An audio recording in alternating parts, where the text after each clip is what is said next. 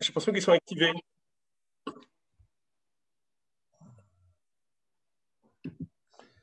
Qu'est-ce que tu fous là, Fab, avec ce vieux crouton? Euh, Marc-Antoine, la prochaine fois qu'on se croise, t'as des petits problèmes à venir.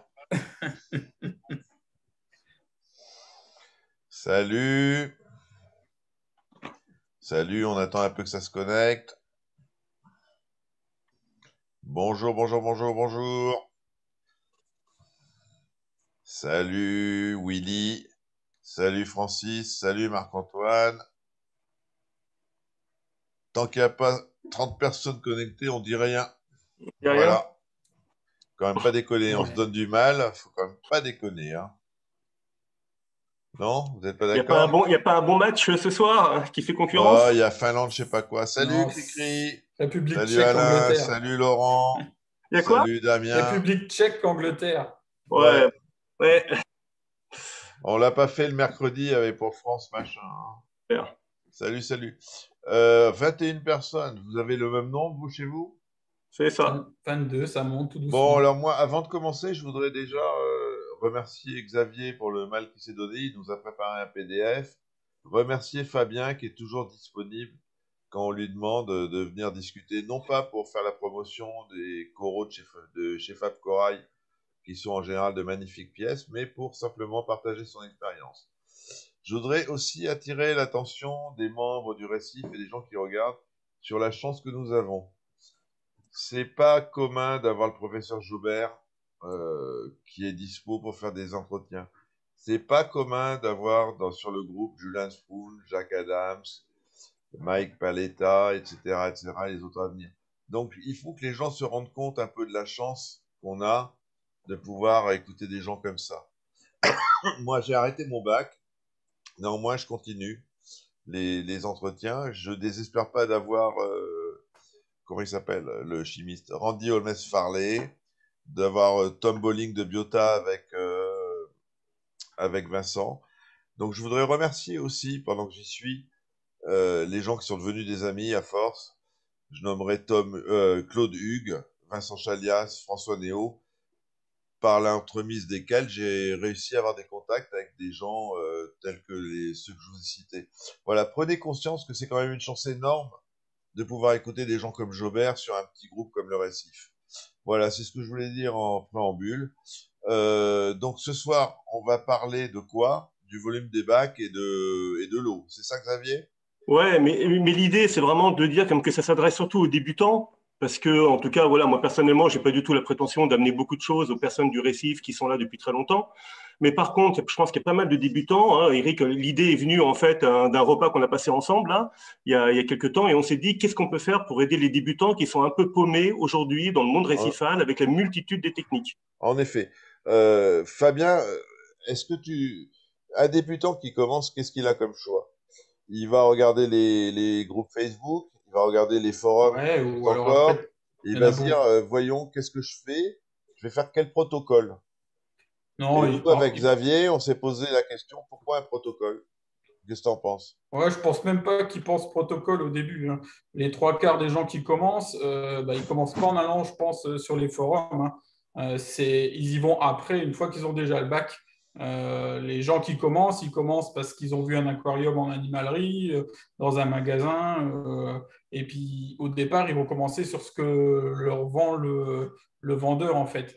Et après seulement, je pense, ils vont s'intéresser ou pas à ça, et puis ils vont aller se renseigner sur les groupes, et après ils vont creuser, quoi. Je pense que les trois quarts des gens qui commencent vont pas sur les forums, ils y vont D'accord. après, quoi. Est-ce que tu penses qu'ils achètent des livres? Non, non, non, non, les livres, c'est tabou. C'est un gros mot, ça. C'est un gros mot. Non, non. Après, il faut savoir aussi que les gens qui commencent, enfin, les 95% maintenant enfin, des gens qui ont un aquarium ne sont pas des aquariophiles, sont des consommateurs. Ils ont ça parce que c'est joli, et ils ne s'intéressent pas forcément au biologique. Nous, on Ça est un veut dire, petit. ça veut dire que tu penses que nous, enfin moi, ma génération, celle de Xavier aussi, bien qu'il soit beaucoup plus jeune que moi, euh, on a tous fait de l'eau douce avant, et petit à petit, on est passé dans le récifal. Est-ce que tu penses que là, maintenant, beaucoup des gens commencent directement par le récifal, ils se disent, putain, je veux faire pousser des coraux, je veux avoir des Ouais, poissons c'est plus. clowns. Enfin, bon, il y en a encore qui font les. En fait, généralement, ceux qui font déjà l'eau douce et après le récifal sont des gens qui sont un peu plus passionnés. La clientèle, entre guillemets, lambda des animaleries, des choses comme ça, bah, ils sont. C'est pas les gens qu'on voit sur les forums. Hein. On a un peu cette impression d'être entre passionnés sur les forums et sur les groupes, mais en fait, on va dire 70%, je pense, des gens qui ont un aquarium d'eau de mer l'ont au niveau esthétique et sans forcément être passionnés par ça au départ, tout au moins. D'accord, d'accord. Donc, ouais, ils achètent ça comme s'ils achetaient des géraniums pour leur balcon, quoi. C'est à peu près ça. C'est à peu près ça. C'est à D'accord. peu près ça. Au début. Après, il y a ceux dont ça les intéresse et qui vont développer le truc, qui vont aller après sur les sites, sur les forums. Et puis, il y a ceux qui vont, et c'est une bonne, je pense, une majorité qu'on n'entend pas, qu'on ne voit jamais, et qui font leur petite vie tranquille avec leur aquarium à côté. Et toi, de ton expérience, leur petite vie tranquille avec leur aquarium, elle perdure ou elle s'arrête au bout d'un an, 2 ans? Ben, tout dépend comment ils ont été conseillés au début. Ouais, D'accord. alors moi j'avais vu une stat là, c'était aux États-Unis, je crois que c'est Jacques Adams qui disait que 80% des récifalistes qui démarraient un bac récifal arrêtaient au bout d'un an, un petit peu découragés par tous les problèmes d'algues, de gestion des nutriments ou de complexité. Ils n'arrivaient pas à équilibrer le bac et par conséquent ils arrêtaient. Alors je Ouais, D'accord. sais pas. c'est ouais, Bon. c'est pas 80%. Bref, C'est aux sur États-Unis, l'année, hein. ouais, c'est pas impossible. Hein, c'est pas impossible. Après, le gros problème, c'est le comment les conseils que les gens peuvent avoir au démarrage, quoi. Et toi, Si, Fabien, maintenant, tu es spécialisé vendeur de euh, coraux, mais est-ce que tu donnes encore des conseils d'installation, de choses comme ça ou... Ouais, je donne encore des conseils, mais de moins en moins parce que c'est vraiment maintenant, je suis vraiment focalisé sur le vivant. Et plus on se focalise sur un truc, et puis comme j'en vends de moins en moins, je suis de moins en moins au courant des actualités des aquariums, des choses comme ça, même si ça reste. Ils n'ont pas inventé l'eau chaude, mais les dimensions des Red Sea, des choses comme ça, je les connais même plus par cœur, quoi. D'accord. Hmm. Ok. Xavier, donc on va commencer. On va parler plus spécifiquement du choix du volume du bac. En effet, Ouais. quand on souhaite monter un aquarium récifal ou fish only, on a plusieurs possibilités, où on opte pour un anneau, où on opte pour un bac un peu plus grand avec des cantes, où on opte pour une piscine. Donc, comment choisir? On y va. Ok. Donc Alors, l'idée là, c'était Vous voyez bien déjà? oh, très bien. Ok. Donc l'idée là, j'ai fait une petite presse avec trois thématiques. Tout d'abord, une première thématique, c'est un petit peu quelques conseils pour choisir son bac, où en fait c'est un petit peu un comparatif. On va voir en fait des différents bacs, hein, et l'idée c'est en fait de discuter autour de leurs caractéristiques pour voir un petit peu quels sont les avantages, les inconvénients, les limites de chacun, et essayer de donner des billes à des personnes qui n'auraient pas encore choisi leur bac pour se dire, au final, par rapport à ce qu'on peut faire dans tel ou tel bac, je préférerais plutôt celui-là versus un autre. Est-ce que tu vas rentrer dans le côté pognon? Un tout petit peu, mais effectivement, c'est une vraie contrainte, et en tout cas, elle est évoquée, effectivement. D'accord. Puis après, il y a deux choses qu'on verra plus tard, mais dans une deuxième partie, c'est grâce à Yannick Devine qui m'a envoyé tous ses tests ICP sur l'osmosée qu'il a pu faire. Hein. C'est un petit peu comparer, on va dire, les performances des résines post-membrane. Donc, je pense qu'il y a quelque chose qui peut être un petit peu intéressant. Et puis, quelques conseils également sur comment allonger la durée de vie des résines. D'accord. On y va? On y Alors, va. C'est parti. matériel. L'idée, là, j'ai pris trois type de bac un petit peu connu de tous. Donc l'idée, c'est pas de dire que c'est ces bacs-là qu'il faut prendre. L'idée, c'est juste de dire que voilà, on a trois caractéristiques de bac avec des volumes un petit peu différents, et ce qui permet un petit peu de voir qu'est-ce qu'on peut faire dans tel ou tel volume. Mais l'idée, c'est absolument pas de faire de la promotion de Red Sea, voilà. Ouais, quoique, bon, pourquoi? Non, mais Mais ce non. sont des C'est bons. c'est- c'est- c'est des exemples de volume. Voilà. Exactement. OK. Alors, il y aura deux slides, hein. Donc un slide sur le matériel et puis un slide sur le vivant. Donc, en termes de questions, je me suis posé, alors bien sûr, des caractéristiques en termes de volume, en termes de décantation, je pense que ça, c'est une notion qui est très importante, et puis voir un petit peu en termes de matériel, quelles sont les limites ou pas pour chacun en fait, de ces trois récifs. On va commencer par le nano, en gros, un bac de 60 litres. Surtout, Fabien, n'hésite pas à me couper, à réagir, Eric aussi, bien sûr, hein, par Oui. rapport à ça. L'idée, c'est vraiment en fait, d'avoir une discussion autour des caractéristiques et des avantages, par exemple, du nano 60 litres. Je vous montrerai après des photos de nano de moins de 60 litres. Ok, tu nous montreras. Donc, la caractéristique de cet aquarium, c'est que c'est surtout en fait un aquarium qui n'a pas une décante sous le bac. Donc, c'est des bacs qu'on dit all-in-one, hein. C'est-à-dire que tout est incorporé en fait dans le bac, avec ou non, on va dire, un petit compartiment technique qui est fait en fait sur le fond du bac qui permet de cacher plus ou moins bien les différents équipements. Alors, en termes d'écumeurs, on est quand même assez limité. Alors, limité, ça ne veut pas dire que ça ne convient pas. Ça veut dire qu'en termes de choix, on est assez limité. Alors, je vais donner mon expérience personnelle, hein. On a soit en fait le Toons 9004 qu'on peut mettre dans, qui est donné pour 200 litres. Ouais, alors, moi je l'ai eu, hein, personnellement. Comment dire, si on met sur 200 litres, si tu compares ça, alors je vais être un peu critique, mais l'idée, c'est pas être critique, c'est d'amener des billes. Si tu as un bac de 400 litres et que tu prends deux Toons 9004, ça ne vaudra pas un Toons 9012 ou un Toons 9410 pour rester dans la gamme. On est d'accord, mais le 9004, tu vois la notice, il est donné pour 200 litres. Ok. Ouais, mais attention, hein, il faut les déclasser. Et c'est ça. Avant, je ne sais plus s'ils le font encore dans le catalogue Toons, mais avant, ils le mettaient carrément dans leur catalogue. C'est-à-dire qu'en fonction de la population des animaux, tu divisais par 2, par 3 les volumes qui s'y étaient donnés, hein. C'est-à-dire, si tu voulais faire du SPS, tu divisais par 4. D'accord. En gros. Après, tu as d'autres possibilités. C'est des donc, écumeurs 4, également... ça veut dire que 200 litres, excuse-moi, Xavier, tu divises par 4, ça veut dire que 200 litres, tu divises par 4, tu es grosso modo dans les 60 litres. Donc, avec un Toons 9004, tu peux faire du SPS dans un 60 litres. Alors, moi, oui, tu peux. Avec tu as pas mal de bacs qui ont des beaux bacs comme ça, tu peux. Mais il faut bien comprendre que le niveau d'épuration, ça ne sera pas équivalent avec un bac qui aura une décante en fait, sous le bac et un écumeur. Tu n'auras pas la même quantité de composés organiques dissous qui sera absorbé, toi-même en proportion. C'est pas mal. Mais je pense que ce type de bac, et je pense que c'est une des caractéristiques, c'est surtout pour des bacs qui veulent que, on va dire, l'équilibre de l'aquarium vient surtout du vivant, de ce qu'il y a dans le bac et de la population de poissons qui est limitée, et ainsi de suite. C'est quelque chose qui est quand même assez limitant.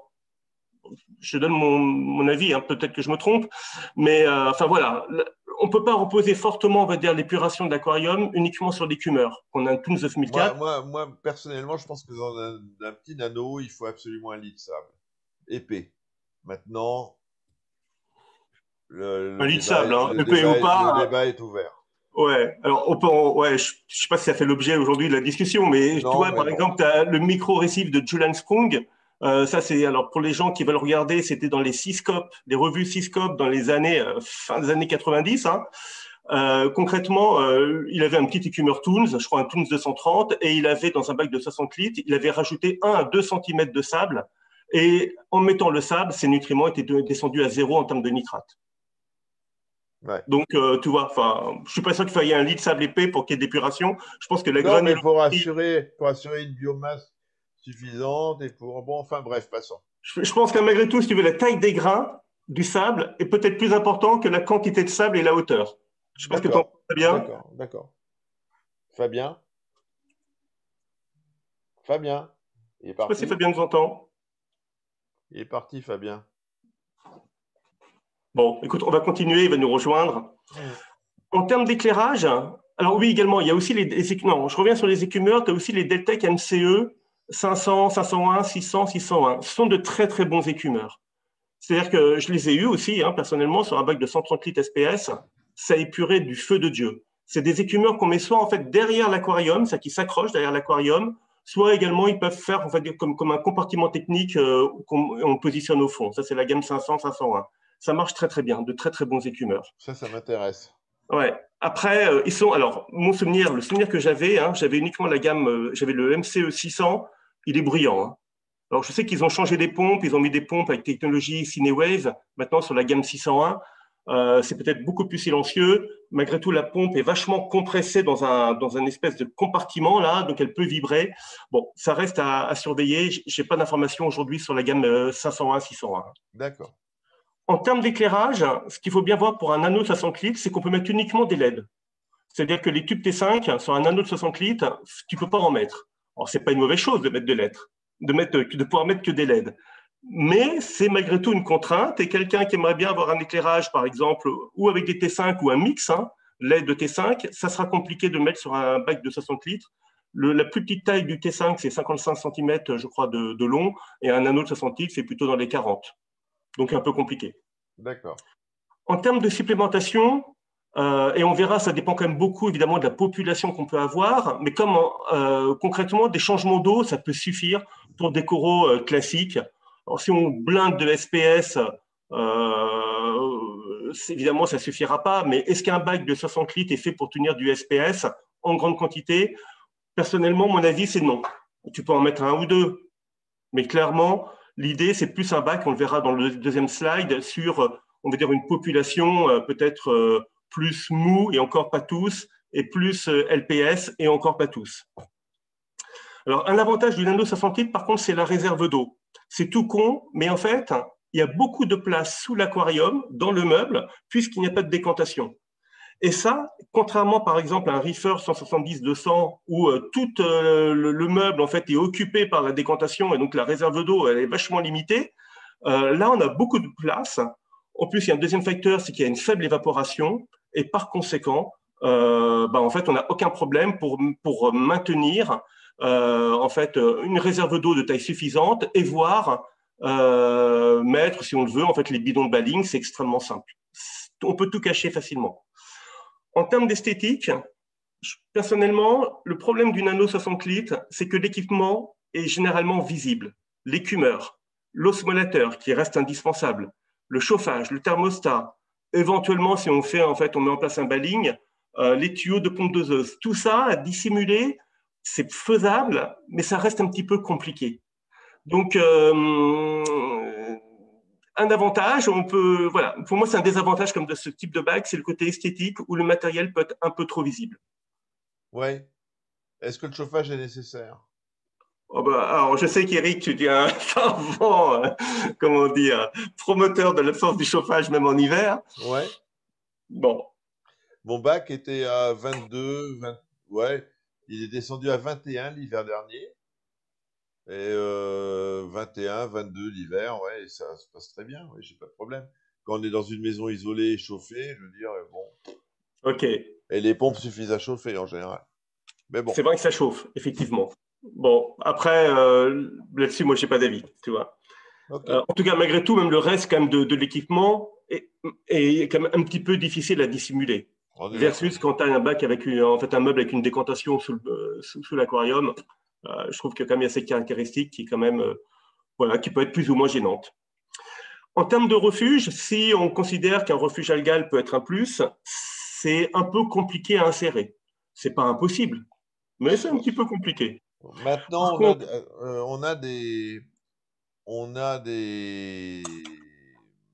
réacteurs à Kaeto, par exemple, qui fonctionnent très bien en externe. ouais, ok, mais donc tu as encore un tuyau qui sort, on va dire, du compartiment technique du reefer qui va, toi, enfin, au niveau esthétique, c'est quand même pas top, mais c'est réalisable, effectivement. Bon. Tu vois? Ok, ok. Après, je trouve le côté super positif dans ce type d'aquarium, et je ne sais pas, moi, si j'avais un de mes enfants qui me disait, papa, j'ai envie de commencer le récifal, bah, c'est le côté prix, hein. Le côté, le budget, le matériel. On ne peut pas trouver moins cher que ce type d'aquarium. L'éclairage, il faut un éclairage, en gros, qu'on prend une riflet de Red Sea, qu'on prenne une prime d'Hydra, il y en a pour 250 balles. Ou un spot nano de chez Alpheus. Ou, évidemment, évidemment, c'est peut-être un peu plus cher, mais sinon, effectivement. Mais après, voilà, il n'y a pas moins cher qu'un anneau 60 litres et on peut faire un bac très joli. Peut-être que c'est le moment, d'ailleurs, si tu veux montrer quelques photos, Eric. Ouais, ouais, alors je vais essayer. Écran partagé. Faut que tu arrêtes ton partage et puis donc je continue, oui. Donc je vais vous montrer ce qu'on peut obtenir dans un anneau de 60 litres. Voilà. Est-ce que vous l'avez? C'est superbe. Vous l'avez? Ouais, ouais. Je vais essayer de trouver d'autres photos. Comment je fais pour arrêter le partage d'écran? Donc ça, c'est dans un autre... Ah merde, où je suis là? Je vais vous montrer le partage d'écran, ça a été fermé, ok. Je vais essayer de partager autre chose. Faut que je trouve de base. Bon, je vais réfléchir à comment faire pour partager. Je te relaisse la main. Ok, ok. Ensuite, vous voyez là, c'est bon, Eric? Oui, très bien. Ok. Après, si je devais comparer avec le Reefer 170-200, l'équivalent, donc on va dire un bac de 60 cm de large, de profondeur et une cinquantaine de centimètres de haut, en gros. L'avantage, la caractéristique principale, c'est qu'effectivement, tu as une décantation. Et cette décantation, ça permet de dissimuler principalement tout le matériel beaucoup plus facilement. Tu peux mettre l'écumeur que tu veux, que ce soit un Nios, un Red Sea, un Deltec, un Royal Exclusive, pourquoi pas. Enfin, tu peux choisir un écumeur extrêmement performant que tu peux insérer sans aucune difficulté. Donc, en termes d'épuration, tu as quand même une capacité d'épuration beaucoup plus forte et donc peut-être un peu plus de facilité pour pouvoir mettre, par exemple, du SPS. Ensuite, en termes d'éclairage, pareil, tu as tout le panel possible en fait, d'éclairage que tu peux mettre, que ce soit des LED, que ce soit des T5 ou que ce soit un mixte T5 ou LED que personnellement, j'aime beaucoup. En termes de supplémentation, en fonction du type de population, bien sûr aussi des changements d'eau peuvent suffire si on a une population principalement de coraux mous ou de LPS, mais si on va sur du SPS, le baling c'est super en fait adapté pour un volume comme ça. Il n'y a pas une consommation non plus énorme. Alors je dis ça, mais moi personnellement sur un bac de 130 litres à un moment, il y a une dizaine d'années, j'avais 300 millilitres par jour de baling, mais par bidon. Mais en tout cas, voilà, ça reste facilement accessible, c'est idéal. En termes de réserve d'eau, alors la difficulté, moi j'ai vu le cas d'ailleurs je suis allé voir un récifaliste à Noisy-le-Grand qui s'appelle Victor, qui avait un reefer 170. Le problème, c'est qu'il montrait en fait que la réserve d'eau, ce qui est prévu par ETSI par exemple, c'est super faible, beaucoup trop insuffisant. Et ce qu'il avait fait, en fait, il avait dû mettre à côté de la décante, il s'était fait en plus une petite réserve d'eau en cas d'un volume largement supérieur à ce qui était proposé par ETSI. Donc c'est quand même pas top. C'est pas non plus des réserves d'eau de grand volume. Malgré tout, c'est réalisable. En termes d'esthétique, le côté par contre chouette, c'est que tout l'équipement est caché. On ne voit plus rien. On peut on peut tout dissimuler. Donc je trouve que personnellement, ça fait quelque chose de beaucoup plus propre, beaucoup plus design. Par contre, également, Sauf les pompes de brassage. mais ça c'est inévitable quel que soit le bac. Après, en fonction du type de bac, À le type moins de de faire un pompe, close-up, à moins exactement. de faire un truc en close-up. Mais C'est bon. ça, tout à fait, tout à fait. Par contre, le seul problème, c'est que dans un bac de ce type-là, quand même, vu que tout l'espace dans le meuble en fait est pris par la décantation, ce qui est coffret électrique, ce qui est on va dire supplémentation en baling, ça a du mal à rentrer. Alors, peut-être que certains y arrivent, mais en tout cas, ça demande un peu de bricolage. Et concrètement, ce qu'avait fait Victor, c'est qu'il avait fait en fait un petit meuble en fait de cuisine, super design, je crois de marque Ikea, qu'il avait mis juste à côté de son bac, un bac en fait un meuble de 20 cm de large. Et là-dessus, il avait pu dissimuler tout son baling et tout son équipement électrique. Je trouve que c'était une bonne idée. Ouais, Donc, c'est ce que j'ai fait. Enfin, c'est ce que j'ai sur le bac là. Et c'est vrai que le petit meuble accessoire, c'est vraiment l'idéal. C'est l'idéal parce que déjà toutes les prises électriques sont isolées de l'eau, ce qui est très tout à fait. important. Et ça permet de placer, si on a un Apex, un truc, un GHL ou un Aquatronica ou autre chose, ça permet de bien les isoler de l'humidité. C'est vraiment parfait. Voilà. Un peu la même chose. Ouais. Je crois que Taille aussi un petit peu la même chose. Je crois qu'il a en fait à Ouais. côté de son bac un meuble Le meuble complémentaire. Et c'est une accessoire à très très bonne côté, idée. ça permet de poser la bouffe aussi, les C'est ça. flacons de bouffe pour les poissons, etc. Fabien, est-ce que tu es là? Parce que je te vois pas. Ben, je sais pas, vous m'entendez? Ah, t'es là. On Mais en tout t'entend, cas, mais t'es là. t'as peut-être pas activé la vidéo, je te vois pas. Ben, il me semblait que oui, mais en fait, j'ai eu des problèmes de connexion avec la box. Et là, je passe avec le partage de réseau avec le téléphone. Alors, je suis pas sûr qu'il y ait assez de bandes passantes, j'en sais rien. Bon, enfin, on t'entend, mais on te voit pas, c'est pas grave. Voilà. Il y a Quentin là en commentaire qui nous dit ouais, la réserve fait quand même 8 litres. Ouais, enfin 8 litres sur un bac qui doit évaporer, si on dit 1% qui évapore, donc on va dire 2 litres par jour, ça fait 4 jours d'autonomie pour la réserve d'eau. Bon, moi personnellement, remplir ma réserve d'eau tous les 4 jours ou tous les 4-5 jours, ça me gonflerait. Voilà. Enfin, après, c'est un choix personnel. Et également, on se pose toujours. On peut Mais, l'automatiser aussi, hein, mais bon. ok. En termes de prix, de budget du matériel, par contre, alors j'ai pas mis des valeurs, hein, mais concrètement, on est dans un budget comme qui dépasse le nano 60 litres. Hein. L'écumeur comme coûtera un peu plus cher, l'éclairage plus cher. Enfin voilà, on est dans un budget quand même largement supérieur. Donc, si le budget est un petit peu restreint, bon, il peut y avoir débat. Et ensuite, le dernier type de bac, c'est, on va dire, un bac, on va dire type reefer entre 250 à 425. Je ne sais pas si même pas s'il existe, le 425. Mais en gros, des bacs qui font entre 90 à 1,20 m de long. En gros, ils ont tous les avantages du reefer 170 en termes de décantation, en termes de possibilités d'éclairage, d'écumeur. Le seul côté, par contre, positif, c'est que là, tout l'équipement peut plus facilement quand même être caché sous le bac sans meubles complémentaires parce qu'on a un peu plus de place. La réserve d'eau peut être également un peu plus importante. Donc, en gros, on a tous les avantages qu'on peut avoir, je trouve. Maintenant, la contrainte, c'est quand même le budget ou le prix. Là, pareil, ça expose fortement. C'est-à-dire que, on va dire, pour un reefer 170-200, si on prend qu'une seule Hydra 32 ou une Riflet de 90, pour un reefer 250-425, enfin, en tout cas, entre 90 à 1,20 m, on en mettra obligatoirement deux, donc le double, si on fait du LPS. Et si on fait du SPS, on en mettra entre 3, voire 4.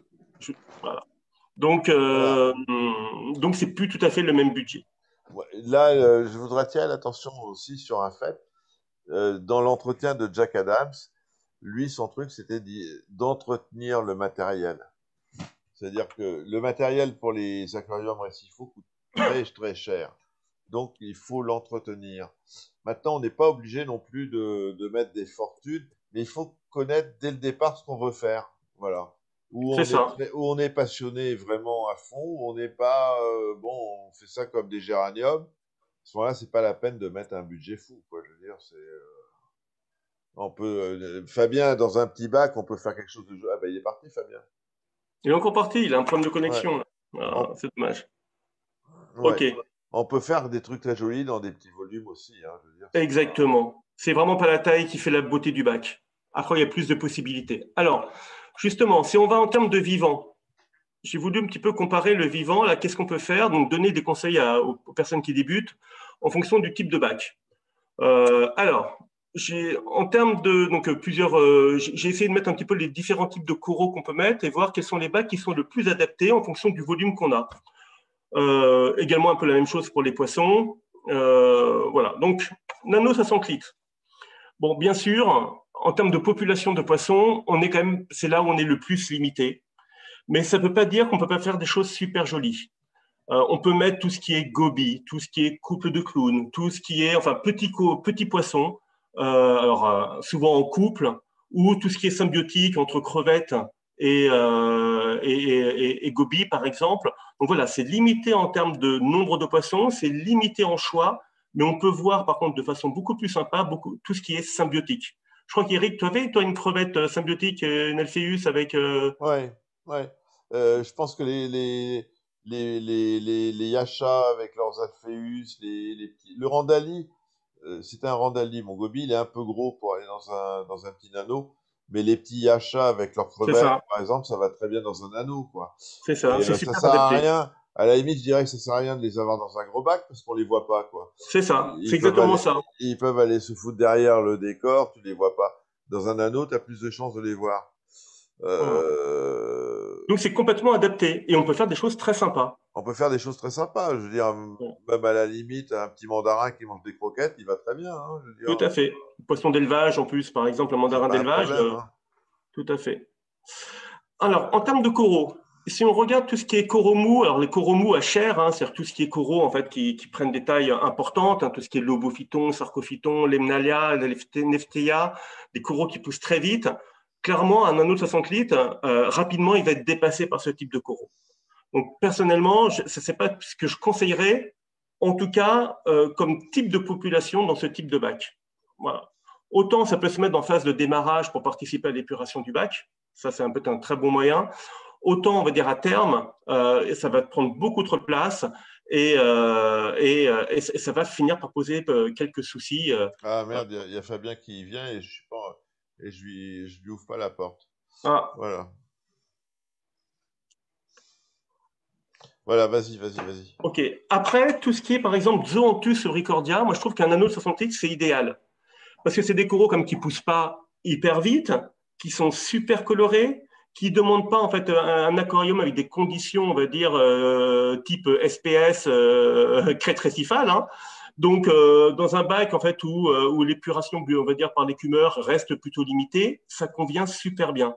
Et je pense qu'on peut faire un super bac avec des zoanthus, des ricordia, une lumière un peu bleutée. Je pense que le soir, on met les lunettes, on est au paradis. Hein. On est dans le monde d'Avatar, ça devient merveilleux. Après, en termes de tout ce qui est actinodiscus, rhodactis, attention, vigilance, bien sûr, on peut en mettre, mais ce sont des coraux comme qui poussent super vite et qui deviennent rapidement envahissants. Donc moi, un conseil à un débutant, c'est de se dire, si je voulais mettre des corallimorphères, je prendrais plutôt des ricordia plutôt que des actinodiscus ou rhodactis. Voilà. Encore, on va dire, dans ce qui est plutôt mou, même si ce n'est pas un corail mou, la partie anémone, attention, toutes les anémones, alors si on prend des Anthacmea quadricolores, elles se multiplient, elles prennent rapidement beaucoup de place. Dans un bac de 60 litres, ça va finir également par poser quelques soucis. Pour moi, le volume est totalement inadapté. On parlera après, et là je serai un petit peu peut-être, on en parlera après également pour les autres bacs. Est-ce qu'une anémone convient dans un bac classique? Il y a débat, on en parlera plus tard. En termes de LPS, un anneau de 60 litres, oui, ça peut tout à fait être mis dans un anneau de 60 litres. Maintenant, pareil, ça dépend du type de LPS. Des LPS qui poussent un petit peu vite ou en tout cas qui ont des volumes importants, rapidement, il va être rempli. Par contre, tout ce qui est aujourd'hui vachement à la mode, donc tout ce qu'on appelle pépite LPS, où des gars, en fait, s'arrachent des coraux qui font 2 ou 3 cm, moi, je trouve que personnellement… On voit pas dans un grand bac. On ne le voit pas dans un grand bac, et alors là, c'est complètement adapté. En plus, comme ces pépites LPS coûtent souvent assez cher, il en faut beaucoup pour remplir un bac. Si vous faites ça sur un bac de grand volume, même de volume moyen comme un reefer, on va dire 250 à 425, ça va coûter un budget complètement fou. Alors que dans un anneau 60 litres, on met quelques espèces vraiment très jolies, on met un peu le prix, et on sait pareil, avec ça, avec du Zoanthus, on sait quelque chose de super chouette. Ouais, Fabien, est-ce que tu es là? Normalement, oui. Ouais. Tu me dis, tu réagis, qu'est-ce que tu en penses? T'es là, mais on te voit pas. Mais ça bug, je sais pas ce qu'il y a. J'arrive plus à voir l'image. Qu'est-ce que tu penses de ce que dit Fabien? De ce que dit Xavier, pardon. Ouais, sur l'ensemble, ça va. Hein. Après, pareil pour les anémones. Après, ça peut être un bac à anémones, mais qu'à anémones, quoi. Mais dans 60 litres, ça va vite quand même. Parce que si tu prends une Sticodactyla, par exemple, ça devient super grand. Et si tu prends un Anthacmea quadricolore, ça se multiplie très souvent et elles prennent quand même pas mal de volume. Hein. Ouais, mais s'il n'y a que ça. S'il n'y a que ça. S'il n'y a que ça, c'est pas gênant. Après, de toute façon, enfin, je pense que tu en reparles après. Le rêve, ma femme m'a étonné. Elle a vraiment. C'est un truc qui lui plairait, une anémone avec deux clous. C'est magnifique. Mais il faut des bacs qu'avec des anémones, que ce soit dans un 60, un 100 ou enfin, un 500 litres presque. On va en parler après, parce que si tu veux bien, parce qu'effectivement, moi je pense qu'il y a une question extrêmement importante par rapport à n'importe quel bac où on met des anémones, c'est le brassage. Tous les jours, toutes les semaines, on voit des mecs qui perdent leurs anémones dans le brassage parce qu'ils laissent avec des pompes internes. Et je trouve que ça, c'est une connerie. Moi, je trouve, il y a un truc que je trouve avec les nanos de 60 litres, ou 60, ou un peu plus, hein, ou un peu moins, c'est que c'est très facile de faire un truc en close-up. Je veux dire, dans la mesure où on a un compartiment derrière, oui, tout à fait, une pompe de brassage dans le bac. Voilà, on a la technique qui est derrière une cloison. Tu trouves la cloison, tu mets des petites pompes derrière. Exactement. Tu as ton brassage en close-up et tes animaux peuvent pas être pris dans les pompes. Et dans The Reef Aquarium, volume 2 là, de Sprung et Delbecq, c'est exactement la configuration qu'il conseille pour un bac à anémone. Tout à fait. Au-delà du volume. Mais en tout cas, en termes de configuration, aucune pompe de brassage dans le bac, quoi. Non, il faut faire du close-up parce que C'est elle ça. bouge et tu pourris ton bac en 5 minutes, quoi. Je veux dire. Exactement. Exactement. Et en plus, ouais, bon. En termes de SPS, est-ce qu'un anneau de 60 litres est adapté? Le problème, c'est que l'SPS, comme ça pousse super vite, ça consomme vachement de Ça dépend des calcium. bacs. Il y a des bacs où ils poussent lentement, hein. Ouais, c'est pas normal un SPS qui pousse lentement, hein. Et après, c'est surtout les variations du milieu qui sont un C'est peu trop ça, rapides pour que c'est le ça, SPS tienne bien. c'est ça. C'est que pour tenir des paramètres dans 60 litres avec des coraux comme forts consommateurs de KH, de calcium, ça devient compliqué quand C'est même. compliqué, ouais. Moi, Alors, c'est réalisable, mais c'est compliqué. Faut C'est être pas toujours conseillé à un débutant. comme on s'adresse un petit peu quand même aux débutants, enfin aux débutants C'est ça. ou à tout le monde, moi je dirais que le minimum pour commencer un récifal, Je comprendre reviens. à peu près comment ça marche, il faut au moins 200 litres. Je veux dire, c'est un mec qui a jamais mis les pieds dans l'eau de mer, qui veut commencer avec 60 litres, il part au casse-pipe obligatoirement. C'est beaucoup plus compliqué. Après, de toute façon, ces petits bacs-là, c'est ce genre de petits bacs qui ont des durées de vie les plus courtes, en fait. Parce que soit ça marche pas parce que les gens ne font pas assez attention et ils l'arrêtent, ou soit ça marche et c'est vite plein et après les gens passent à plus gros. C'est ça. Les bacs de 60 litres, souvent les gens combien, hein, veulent commencer avec ces petits bacs en se disant bah, c'est facile. En fait, c'est le plus compliqué. Hein. Est-ce que tu as vu des gens qui avaient des bacs de 400 litres passer à 60 litres? Oui, beaucoup. Les gens qui avaient les gens qui arrêtent et après qui reprennent. Et ben, ils reprennent par plus petit après.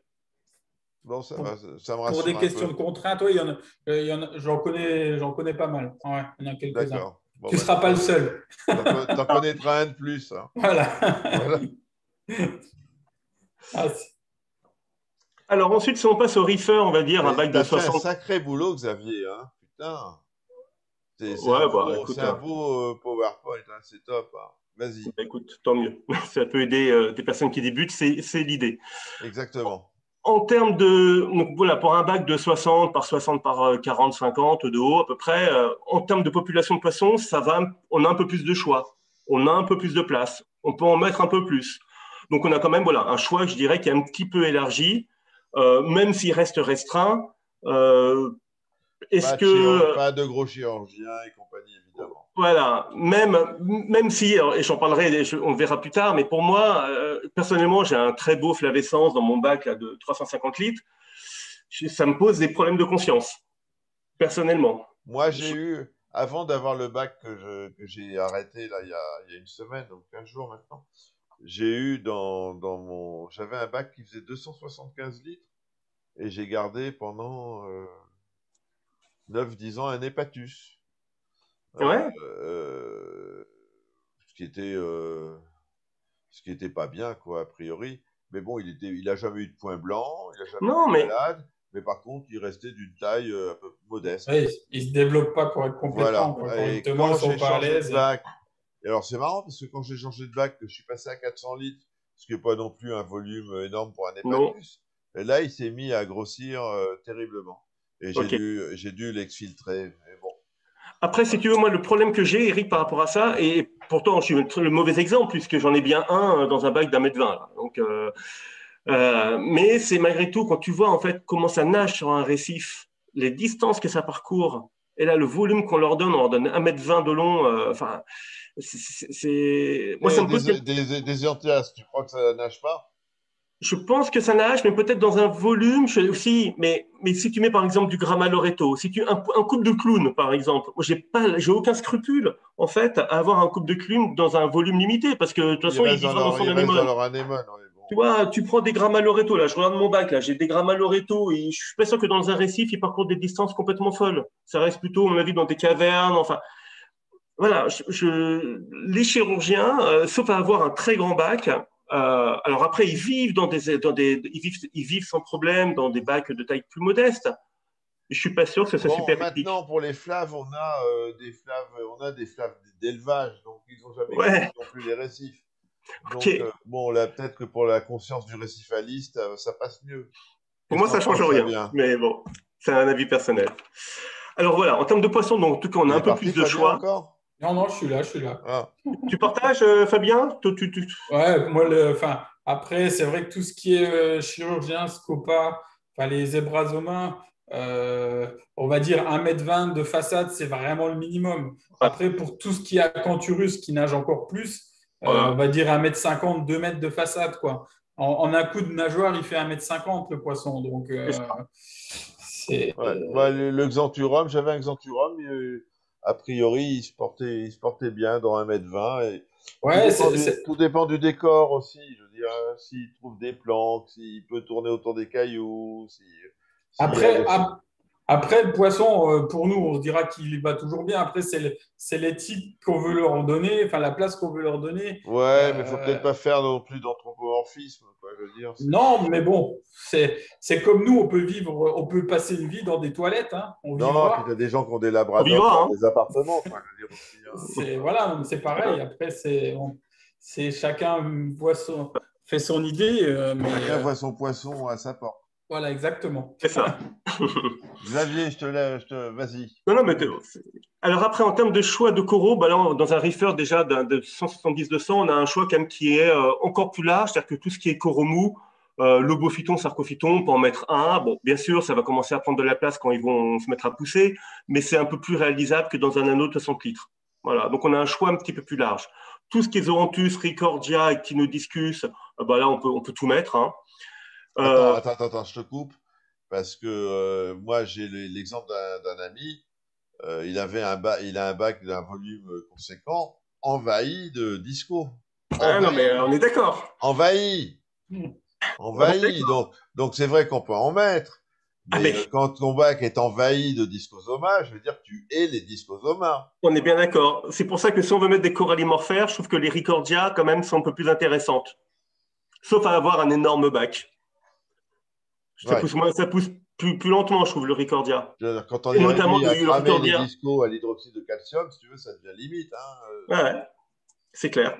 Bon, En termes d'anémone, toujours le même débat. Je l'ai mis en rouge pour être un peu provoquant ou voilà, pour dire, évidemment, en fait, on peut foutre des anémones et là, sans problème, dans un bac de cette taille-là. La seule chose, hein, c'est rouge, sauf si pompe extérieure ou protégée. Enfin, trouver un système où, en gros, il y a une image, moi j'ai envie de prendre, c'est que tous les mecs à l'heure actuelle qui foutent une anémone dans un bac où les pompes ne sont pas protégées, est-ce que ça leur viendrait à l'idée de foutre un oiseau en cage en mettant un ventilateur où les pales ne sont pas protégées? C'est un petit peu le même parallèle que je fais. Donc je sais que des personnes ne seront pas d'accord avec ce que je vais dire, mais c'est ouais, pas enfin, grave. l'oiseau, il va pas pourrir la cage non plus.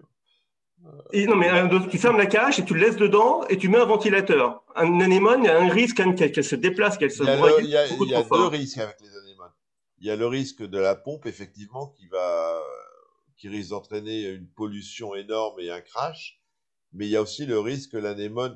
Moi, je pense que les anémones sont incompatibles avec les autres coraux. À moins que l'anémone se fixe et qu'elle bouge plus, mais si elle a tendance à se balader, elle va tout cramer sur son passage. Ah ben, c'est certain. C'est certain. Après, il y a des exemples de bacs où les coraux ou les anémones sont restés en place. Ok, ça peut fonctionner, mais c'est vraiment jouer à la roulette russe. Si quand on part en vacances, on se demande comment on va retrouver le bac, on a déjà 1000 raisons de retrouver le bac dans des mauvaises conditions. Si en plus on est mis l'anémone, ben, je trouve que c'est un peu plus compliqué, c'est encore un peu plus risqué. Personnellement, je ne le ferai pas en tout cas. Je ne sais pas ce Moi que tu non en penses, plus. Fabien. Moi, je pense que les anémones, dans un bac d'ensemble, enfin, faut faire un bac spécifique à anémones. Là, on peut faire, ça peut être sympa. Elles risquent pas de se cramer. On étudie le brassage en fonction. Mais dans un bac avec d'autres coraux, c'est jouer à la roulette russe, hein. Après, il y a beaucoup de gens qui flinguent leur bac avec des anémones, qui flinguent Alors, leurs coraux parce que bah, ça ne bouge pas pendant 3 mois, pendant 2 mois, pendant 6 mois, mais le jour où ça bouge, bah, ça crame, quoi. Si ça va bien, ça crame Là, juste. il y a Stéphane Lez. Salut Stéphane, au fait. Qui dit les anémones sont moins urticantes dans nos bacs que dans la nature. Est-ce que c'est vrai, possible, ça? j'en sais rien. Après, ouais, bon, les entacméas, on arrive à les faire cohabiter avec du sarco, avec des choses, avec du palitoa, enfin du zoanthus, des choses comme ça, sans qu'ils les brûlent de trop. Mais avec une accro, ça passe sur une accro et ça crame tout, quoi. Ouais. Là, il y a Rui qui dit, en général, elle se balade 15 jours max, sauf si gros changement de décor ou de brassage. Et si elle a trouvé sa place, en général, elle y reste en général. Ok, mais si elle a trouvé sa place et si elle l'a pas trouvé, qu'est-ce qui va se passer? Ouais, et puis non, puis ça, il y a toujours un risque que ça bouge, hein. Il y a toujours ce Il y a risque. toujours un risque. Bon, après, il y a un risque pour tout, hein. Il y a toujours un risque pour tout, mais c'est joué, ça peut être joué gros, quoi. C'est Euh, ça. Quand Donc le elle passe conseil pour sur, les débutants, c'est de ne pas jouer le risque. ouais, enfin, moi je les conseille, enfin, je les conseille que à, parce que tous les jours, hein, il y a des gens qui viennent qui disent, bah, les gens qui débutent justement, ils veulent une anémone avec leur poisson clown, hein. Bah, je leur dis, bah, soit vous mettez ça, mais vous mettez pas les sarcos, vous mettez rien d'autre à côté, quoi. Alors qu'en réalité, qu'on mette une anémone ou un sarcophyton ou je ne sais quoi pour le clown ou un euphilia même, c'est Un exactement la même euphilia, chose. Parce Ouais, à chaque espèce de clown, il y a une espèce d'anémone spécifique. oui, et puis encore, il faut Donc, savoir que tu n'es maintenant, même pas sûr d'avoir la bonne anémone tout à fait. qui va, que, qui va faire une relation symbiotique vraiment vraiment au terme précis de la symbiose. En général, on a une cohabitation entre l'anémone et le clown, mais comme en général, ce n'est pas les espèces qui correspondent, tu n'as absolument pas de symbiose. et Tu puis as autant de surtout, symbiose entre un clown et un euphilia qu'entre les anémones que tu mets et les clowns. Donc, Voilà. Et surtout quand, l'euphilia, ça marche bien, hein. Moi, personnellement, que ce soit des ocellaris ou là, j'ai un couple de chrysogasters, là, de gros chrysogasters, ils sont dans mes euphilias, hein. bien sûr, ouais, enfin, moi, moi là, à la fin, là, j'ai vidé mon bac, comme vous le savez. Bon, je reviens pas sur moi, on s'en fout. Mais il me restait que comment il s'appelle, Stéphane, le filia? Le Dragon Soul, le truc vert, là, le filia machin. Les deux petits clowns, là, mes pauvres clowns que j'avais depuis je sais pas combien de temps, les deux, ils étaient serrés contre le petit Ophilia à se dandiner sur le filia. Et ouais, mais attention. il restait que le filia dans le bac. Attention Voilà. aussi, hein, souvent les clowns, si les euphilia sont trop petits, parce que maintenant on achète tout à la tête tellement c'est cher, Hum. vous avez un couple de clowns qui fait 10 centimètres qui va Ah bah dans un non, euphilia de 2 têtes, bah, au bout de 15 jours, vous n'avez plus de euphilia, hein. on est d'accord. Non, mais je sais, mais c'était prévu qu'ils partent rapidement, donc puis je n'allais pas chasser mes clous, ils étaient Non, mais déjà pas mal. quand on dit il leur faut, moi je dis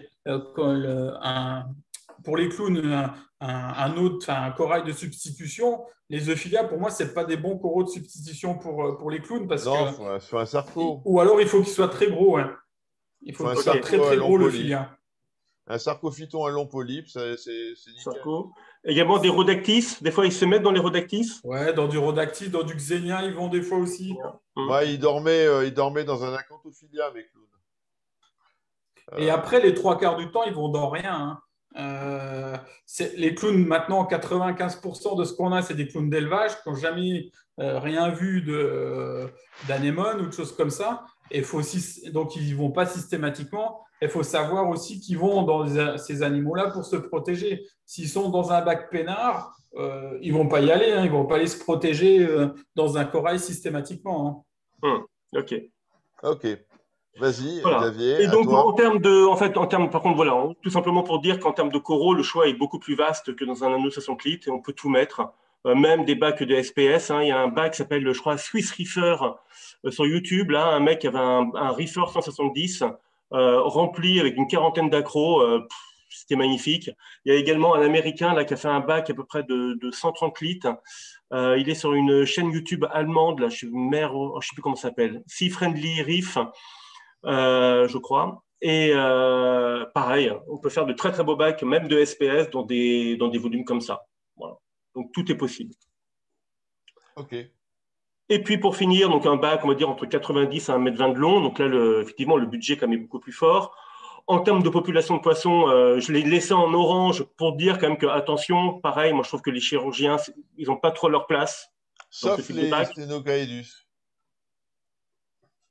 Je ne connais pas. OK. Et Les, les les, Ctenocatus, ouais, les strigosus ou Hawaiiansis, les ainsi de suite. hawaiensis ou OK. des choses comme ça, c'est pas non plus des forcenés de la nage, hein. OK. Ok. Voilà. Après, en termes, si on veut faire un beau bac de coraux mous, bah là, je trouve que c'est un bac qui est idéal parce qu'on a du volume. Donc, les coraux qui poussent tellement vite, hein, les coraux mous, on peut rapidement. Enfin, voilà, là, on peut faire un super joli bac de coraux mous, donc avec un budget comme qui reste assez réduit. Tout ce qui est Zoanthus ricordia, bien sûr, on peut tout à fait les mettre dedans. Si je l'ai mis en orange, c'est que très souvent, de nos jours, on achète 3 polypes de Zoanthus, une petite ricordia. Le temps que ça pousse, ça prend du temps. Bon, voilà, c'est juste pour dire que au niveau visuel, ça aura un petit peu moins d'impact que dans un bac de plus petite taille. Quand je pense qu'avant, on achetait des caillasses pleines de zoanthus. Ouais, alors tu en trouves toujours, hein. Tu peux en trouver, mais c'est souvent pas les belles espèces qui sont recherchées aujourd'hui. C'est vrai, Voilà. c'est vrai. Donc voilà, là le choix est complètement vaste. La seule chose également que j'ai mis en termes de limite, c'est tout ce qui est pépites LPS, parce que voilà, toutes les pépites qui sont de toute petite taille, même problème que les zoanthus, même encore pire, parce que ça pousse beaucoup plus lentement. Donc si je voulais personnellement me faire un bac de pépites LPS, je ne me prendrais pas un bac de trop grande taille. Voilà. Il faut faire marcher le commerce. Hein. Ouais, t'as raison, mais... Ah, donc, mais déjà, je pense qu'avec, allez, si tu prends une vingtaine de pépites LPS dans un bac un peu plus petit, tu vois, déjà, ça fera marcher le commerce quand même. Hein. Ouais, mais 40, c'est mieux. D'accord.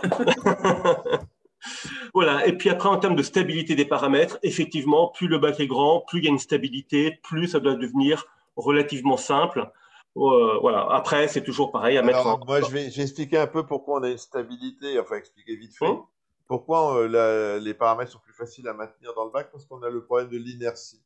Ça veut dire qu'un petit bac, il n'y a pas d'inertie. C'est-à-dire que si vous faites une connerie, elle est immédiate, elle se ressent immédiatement. Une connerie dans un grand bac, il faut un peu de temps pour que la connerie se manifeste. C'est ce qu'on appelle l'inertie d'un bac. C'est ça. Voilà. Xavier, tu peux me laisser tu peux enlever ton partage d'écran 2 secondes, je voudrais montrer ma photo. Alors, je vais essayer de la choper, je vais l'ouvrir. Ah merde, je peux pas réduire zoom. Ah putain, c'est embêtant ça. Ah non, voilà. Alors, ma photo, elle est où? C'est pas celle-là.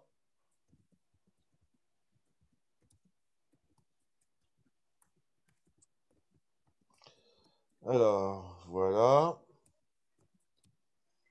Partage d'écran.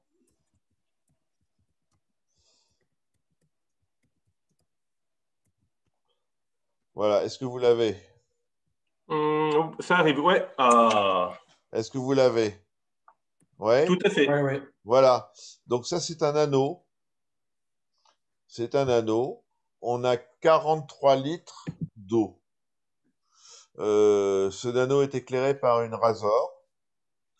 Vous pouvez voir au fond du Setosa, qui pousse du feu de Dieu. Vous pouvez voir un morceau à droite du Setosa de Sublagra qui pousse, qui va bien. Bénitier, des jolis LPS, le Filia. Voilà, il y a 43 litres d'eau. La maintenance est assurée par un changement mensuel de 20 litres d'eau, je crois, et il y a un 9004 dessus. Voilà. Un Voilà un 12,4 avec humeur. voilà un petit nano de 60 litres. Et vous voyez qu'on a un lit de sable relativement épais. Pardon. Ah, Je sais pas ce qui s'est passé. t'as changé d'image. Ouais, j'ai changé d'image.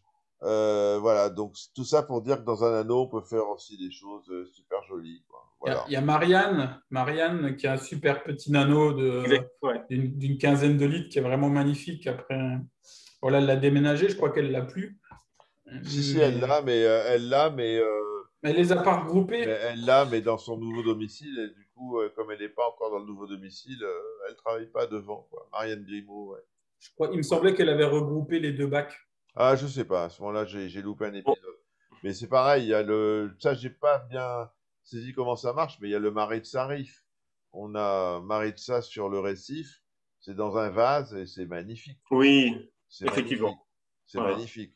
Ce qui est important, c'est de choisir une population de coraux qui est adaptée. Donc, tu vois, par exemple, ton bac, là, le nano là, que tu as montré, il a quelques petites SPS, mais de petite taille. Il a une population après avec des LPS. Enfin, voilà, c'est une population qui est adaptée, qui n'est pas trop consommatrice de KH et de calcium pour le moment. Pour le moment, en tout cas, c'est parfaitement adapté, quoi. Enfin, ça peut très bien fonctionner à un coût assez Et faible. c'est surtout, enfin, c'est d'après les dires de mon ami là, qui a ce bac, c'est que du plaisir. Ouais. Il a très peu de contraintes. Il fait son changement d'eau. Aucune contrainte. Voilà. Il a juste l'osmosé. Il faut peut-être faire attention à l'évaporation et peut-être un osmolateur derrière. Il y a un osmolateur, mais la Voilà. réserve d'eau, c'est un jerrycan de 5 litres. Quoi. Voilà, C'est ça. la barre. Ok. Tranquille. Mis sous le meuble, j'imagine, qu'on voit pas. Ouais, enfin, posé à côté. Quoi. Voilà. D'accord. Tranquille. Donc voilà. Donc, Voilà. Xavier, je te relaisse la main pour le partage. ouais.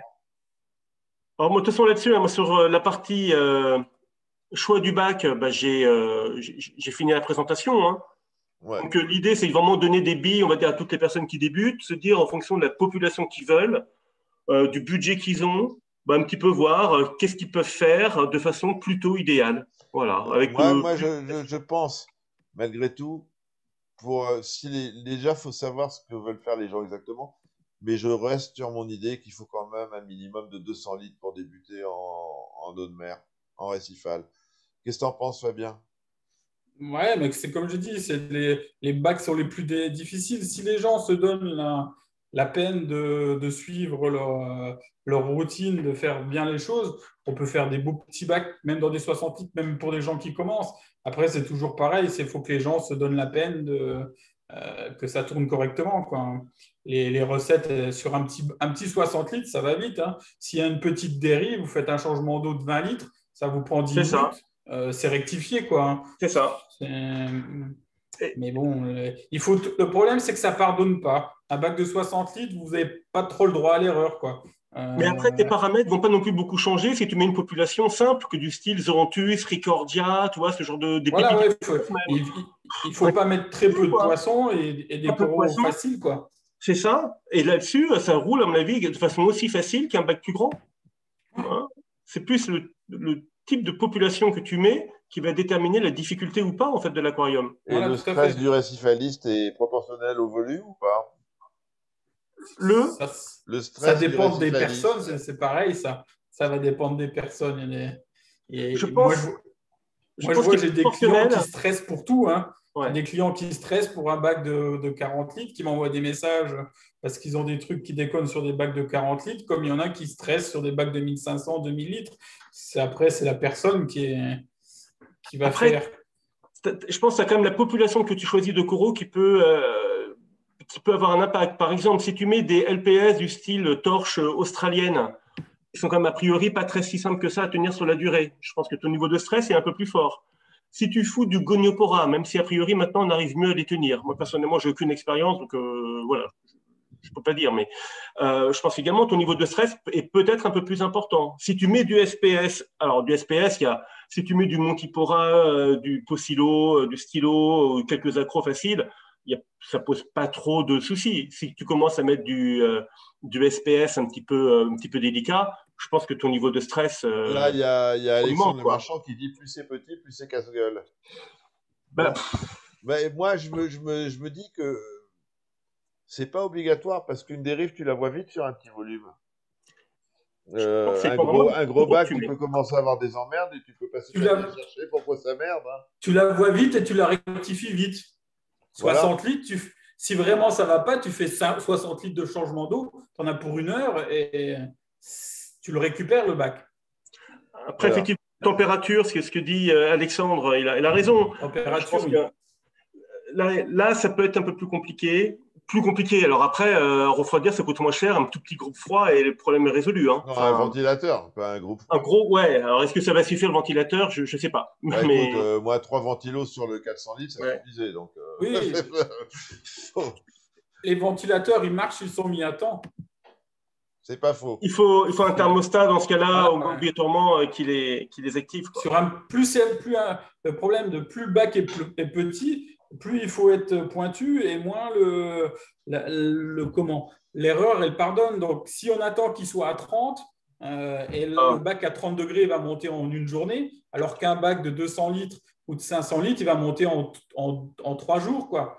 Donc, Pour résumer, vous pensez tous les deux que les petits volumes sont plutôt destinés aux gens qui ont une certaine expérience déjà. Non, moi je dis pas ça. Moi je pense pas ça. Je pense que c'est vraiment, ça dépend de la population de coraux que tu mets. Et tu peux faire un bac. On pourrait vraiment. Il y aurait un mec qui voudrait démarrer un bac simple, avec des coraux simples, dans un petit volume. Je pense que c'est pratiquement aussi facile c'est même peut-être plus facile qu'un bac de coraux super compliqué dans un gros volume. Ouais, c'est clair, ouais, c'est sûr. C'est sûr. Si, Bah, ça dépend des animaux qu'on va mettre dedans, c'est c'est sûr. ça. Et des coraux difficiles, Tu mets des ricordias. Comment tu veux tuer des ricordias, quoi? Enfin, tu vois, avec de la chaux. non, mais tu veux dire, t'imagines la dérive qu'il doit y avoir pour tuer des ricordias, quoi. Enfin, je suis un peu dans la provoque, mais euh, tu mets des coraux faciles.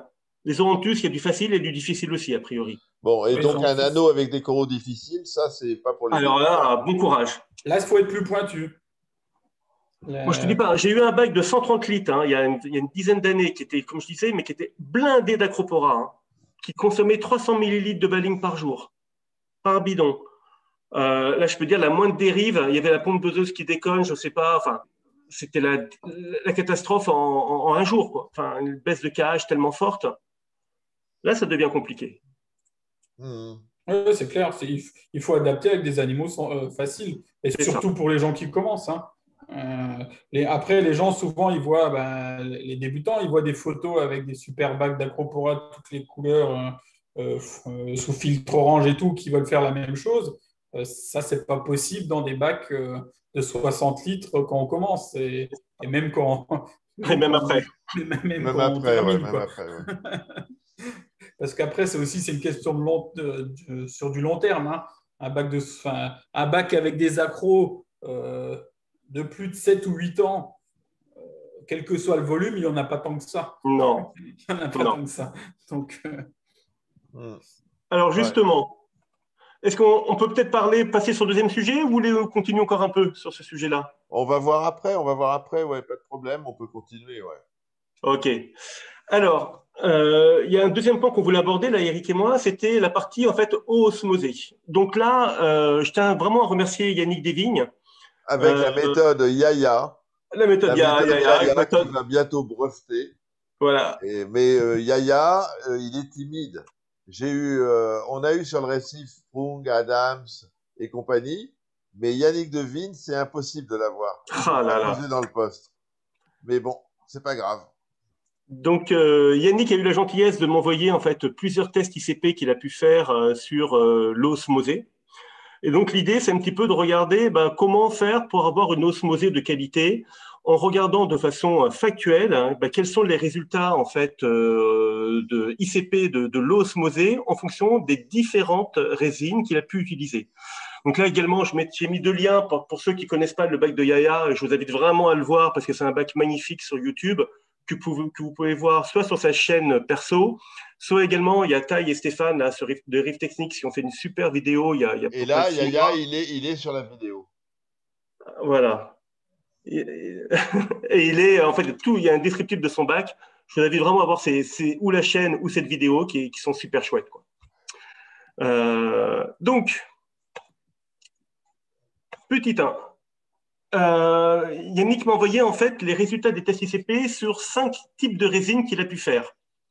Sur tous les éléments regardés, quelle que soit la résine utilisée, beaucoup de valeurs étaient à 0.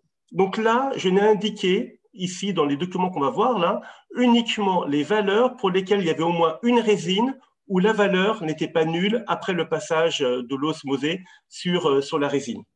OK? T'as pas mis les... Ah si, pardon. Ça va arriver. Non, mais je ne voyais pas les Oh, silicates, c'est pour ça. attends, écran partagé. Toc, toc, toc, toc. Je reviens. OK. Alors, OK. Alors, j'ai pas mis de façon volontaire, sauf pour la résine vendue par Amazon, voilà. Mais sinon, j'ai pas voulu mettre le nom de la résine, sauf. Il y a Yannick qui dit je n'entends rien, je passe sous un tunnel. Et donc voilà. D'abord, il a fait en fait un test en mettant 2 cartouches de résine. Parce que Yannick, ce qu'il fait, c'est qu'il met toujours son osmoseur là. Enfin, l'osmosée passe par les différentes filtres avant la membrane, puis après, il a deux cartouches de résine. Première marque que je ne vais pas nommer, ce qu'on peut voir, c'est qu'on a des valeurs qui sont pas nulles sur quelques éléments. dont les silicates, dont le cadmium. Donc voilà, une résine de marque connue. Les valeurs n'étaient pas nulles. Ensuite, un autre test ICP fait avec 2 cartouches, en fait, avec une résine de marques différentes. Là, on peut voir qu'on a pas mal de valeurs qui ne sont pas nulles. Troisième chose, alors je l'ai nommé parce que c'est Amazon, rien à foutre d'Amazon, quoi. Donc, 2 cartouches de résine vendues par Amazon sous la marque MB400. Je vais avoir Jeff Bezos en entretien, là, fais gaffe. Ok. Donc, là, ce qu'on pouvait voir, c'est avec cette résine vendue, j'imagine, à un prix intéressant par Amazon, voilà, de type MB400, qui normalement, MB400, on dit que c'est une valeur de référence. On peut voir qu'on avait même du KH, du calcium, qui étaient loin d'être nuls. Et donc, on a voilà, plusieurs valeurs qui ne sont pas nulles, après pourtant un passage sur deux cartouches de résine. Et il avait 0 à son TDS mètre? Oui, je pense. Je ne vais pas demander, d'ailleurs, peut-être nous dire, Yannick, mais j'imagine que oui, parce que je ne pense pas qu'il mette de l'eau qui soit différente de 0 dans son bac. Non, mais donc, je pose la question au cas où. Mais c'est une remarque qui est extrêmement intéressante, ce que tu dis, effectivement, Eric, c'est que même si tu as 0 au TDS mètre, ça ne veut pas dire que ton eau est d'une pureté absolue. C'est pour ça que j'ai posé la question. J'ai bien compris. Et puis, après, alors, ce qu'il faut savoir, c'est qu'il y a deux fournisseurs ou producteurs de résine qui vendent en fait des résines. Donc, il y a Amberlight qui vendrait de la résine qui s'appelle la MB20. Et puis, on a Purolite qui vendrait de la résine vendue sous le nom de MB400. Ce qu'on peut voir, c'est qu'en utilisant en fait deux cartouches de résine MB20 vendues, donc de marque Amberlight et vendues par le site Aquafair, un site allemand qui s'appelle Aquafair, toutes les valeurs sont nulles. Également, si on prend les Purolite MB400, donc vendus par… alors que là, c'était vendu par le Poisson d'Or, mais on peut également les trouver, je crois, chez Neo 3+, par exemple. Pareil, toutes les valeurs sont nulles. Donc, ce que je veux dire là, c'est que quand on regarde ça, on voit bien comme qu'il y a une différence de qualité entre les résines qui fait que l'eau peut, en sortie de résine, soit être à 0, soit ne pas être à 0. Je ne suis pas en train de dire que, par contre, il n'y a que le MB20 vendu par Aquafair ou que le MB400 vendu du PO qui est à 0. Je pense que toutes les personnes là, qui nous écoutent peuvent dire également les tests qu'ils ont pu faire avec des valeurs à 0 selon la marque qu'ils ont utilisée. Mais en tout cas, voilà, dans l'expérience de Yannick, il y a 2 marques quand même qui ressortent du lot, c'est Amberlight MB20 et Purolite MB400. Là, il me reste un ICP, je vais tester la résine que j'utilise. Moi, j'utilise la résine Aquamedic et je vais envoyer un ICP pour voir et je vous transmettrai les résultats. Alors, ce que dit Yannick dans les commentaires, il a tout à fait raison. Donc, les résines étaient neuves, la pression était identique, les membranes étaient identiques. C'est que tous les autres éléments de son osmoseur étaient identiques. La seule différence, en fait, dans les résultats qu'on peut voir là, c'est uniquement la résine qui est utilisée après le passage en membrane. Voilà. Donc, quand vous voyez le bac de Yannick, qui a des coraux qui ont 6, 7 ans, des SPS, qui sont grands, enfin comme ça, quoi. Si je suis débutant et si j'ai pas envie de me prendre la tête, je me dis tout simplement, moi, je vais m'acheter de la MB20, alors vendue par Aquafair, peut-être vendue également par d'autres personnes qui seraient là sur le groupe qui nous écouteraient, qui pourraient donner où ils ont acheté en fait de la MB20 avec un test à 0. Mais en tout cas, voilà, c'est une solution qui fonctionne parfaitement. Également, la Purolite MB400, soit vendue par le Poisson d'Or, soit vendue par Neo 3+. On sait que ce sont 2 résines qui fonctionnent parfaitement. Déjà, je ne sais pas, Fabien, ce que tu en penses, mais quand les gens achètent un bac ou montent un bac, il faudrait qu'ils achètent un osmoseur en même temps, quoi. Parce que combien de gens débutent et vont chercher leur flotte en animalerie? Ouais, ça c'est sûr. Hein. Mais bon, après, non, ouais, c'est clair que l'achat de l'osmoseur, il est quasi indispensable. Hein.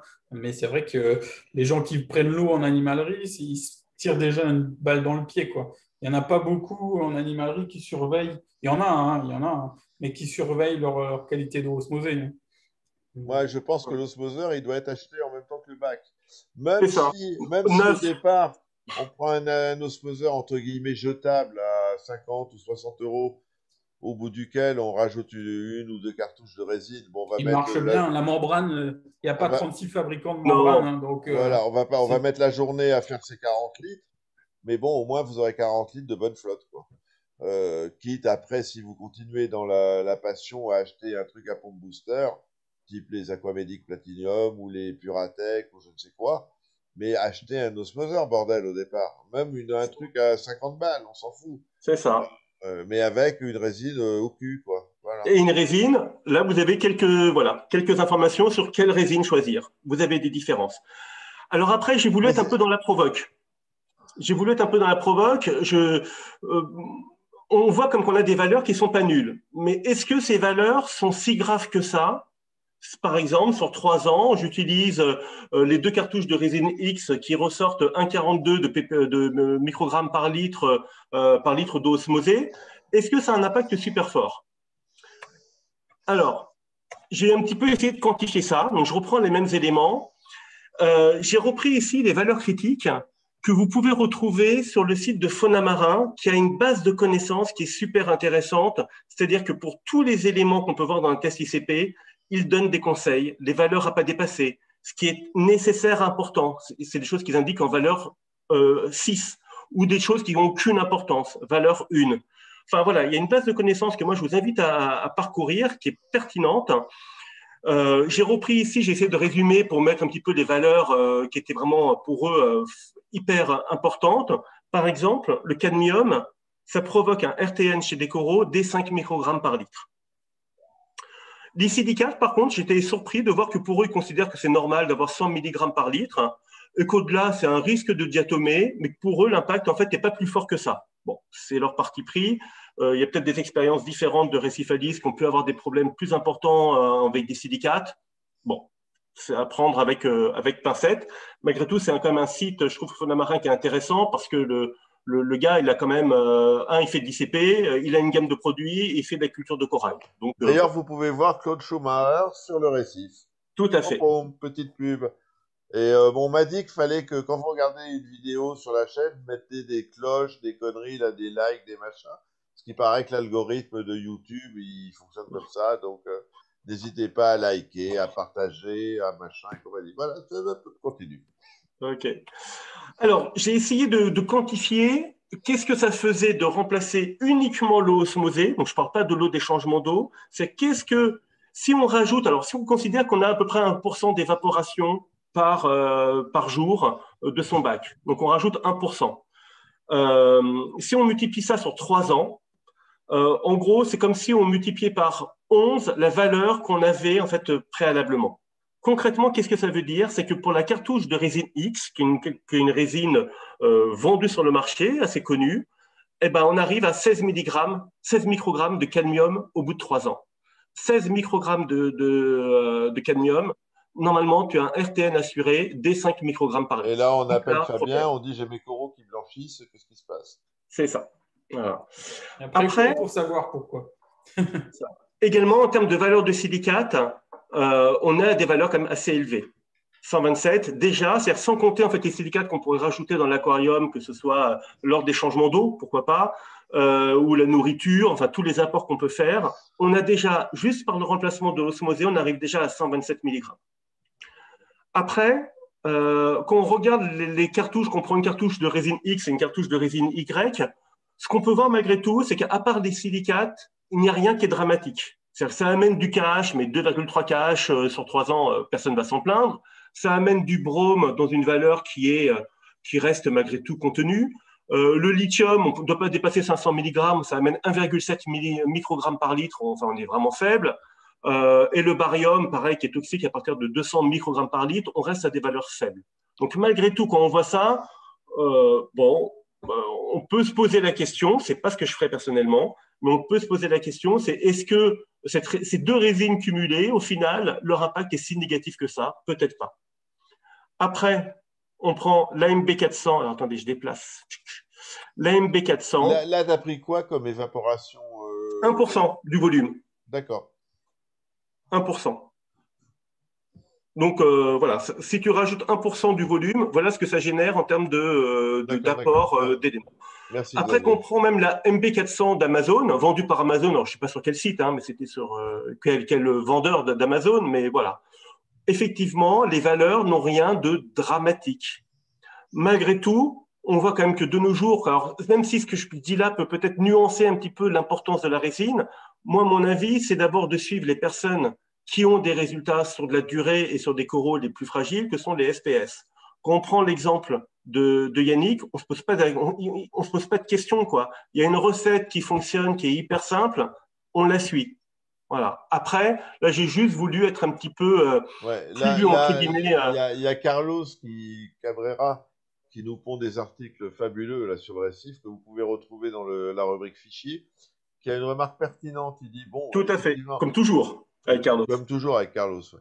On mesure des valeurs mesurables, mais quid des antibiotiques, des pesticides, des compagnies? Alors, je ne sais pas si les résines vont les absorber. Je pense que c'est peut-être plus le charbon. Je me trompe peut-être. Je crois aussi, ouais, parce que les résines, ça absorbe des ions. Peut-être, voilà. Mais en tout Fabien, cas, qu'est-ce que t'en penses? Oui, les résines, ça absorbe les ions. Par contre, effectivement, le charbon va piocher enfin, une partie des pesticides. Après, les antibiotiques, sincèrement, j'en sais rien. voilà. En tout cas, voilà. Là, l'idée, c'était d'amener des valeurs, mais être aussi un peu critique vis-à-vis des valeurs qu'on peut amener en disant que tout n'est peut-être pas dramatique. Maintenant, le conseil qu'on peut donner à des débutants, c'est de vraiment suivre les exemples des mecs qui ont des bacs sur du long terme et ne pas se poser non plus 1000 questions. Donc, moi, personnellement, ce que je fais, c'est que je prends de la résine de qualité et je la change très régulièrement dès que ça devient détectable au niveau du TDS mètre. Moi, je pense il faut que les gens se foutent dans le crâne qu'ils maintiennent de l'eau. On en avait parlé, Xavier. Ouais. Si tu maintiens de l'eau de bonne qualité, t'as pas de problème. La base, c'est l'eau. Voilà. Le reste, c'est après, bon, on fera d'autres vidéos pour parler du brassage. On aura d'ailleurs Claude Hugues en guest star, Fabien. Hein, parce que tu es la star ce soir, t'as pas oublié, Fabien. Je suis caché déjà. Les Ouais, gens ne déjà, on voient te voit pas. pas, mais bon, t'es une star planquée. Ouais. Donc, on fera d'autres vidéos avec sur le brassage, etc., etc. Ce soir, on voulait aborder déjà les bases fondamentales.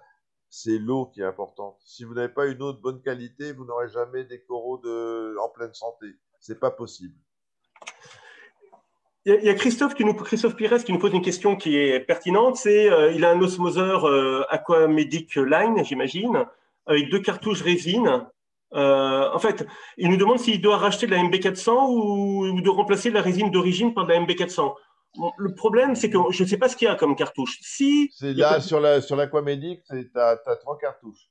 T'as charbon, charbon, sédiment, résine, d'origine, et la membrane. Et moi, j'ai l'Aquamedic Platinum Online, j'ai rajouté une cartouche de résine en plus. D'accord. 2 litres de résine en plus au cul de l'osmoseur. Ok.